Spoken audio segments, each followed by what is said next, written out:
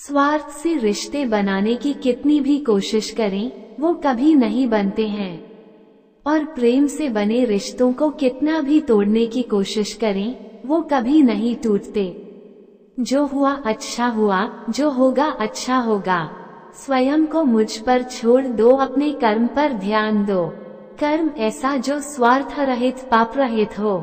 हर किसी के अंदर अपनी ताकत और अपनी कमजोरी होती है। मछली जंगल में नहीं दौड़ सकती और शेर पानी में राजा नहीं बन सकता, इसलिए अहमियत सभी को देनी चाहिए। कृष्ण ने दुष्टों को भी अपनी गलती सुधारने का मौका दिया, क्योंकि वो किसी मनुष्य को नहीं, उसके अंदर के बुराई को मारना चाहते थे।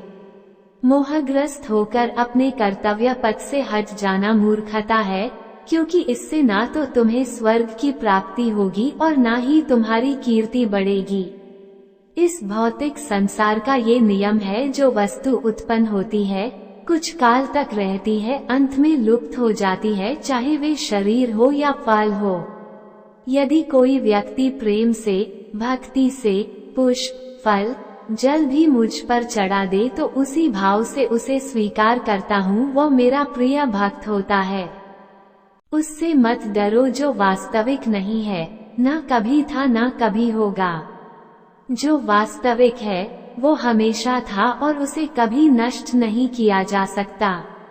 जीवन में आधे दुख इस कारण जन्म लेते हैं क्योंकि हमारी आशाएं बड़ी होती है। इन आशाओं का त्याग करके देखो, जीवन में सुख ही सुख है। अपने परम भक्तों, जो हमेशा मेरा स्मरण या एक चित मन से मेरा पूजन करते हैं, मैं व्यक्तिगत रूप से उनके कल्याण का उत्तरदायित्व लेता हूँ। जन्म लेने वाले के लिए मृत्यु उतनी ही निश्चित है जितना कि मृत होने वाले के लिए जन्म लेना। इसलिए जो अपरिहार्य है उस पर शोक मत करो। श्री कृष्ण ने कहा है, अगर तुम्हें किसी ने दुखी किया है तो बुरा मत मानना। लोग उसी पेड़ पर पत्थर मारते हैं जिस पेड़ पर ज्यादा मीठे फल होते हैं। अंत काल में जो मनुष्य मेरा स्मरण करते हुए देह त्याग करता है, वह मेरी शरण में आता है।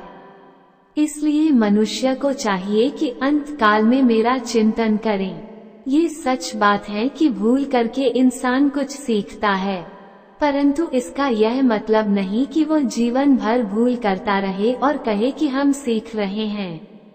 कृष्ण कहते हैं, इस जगत में मनुष्य भौतिक वस्तुओं का भोग कर सकता है।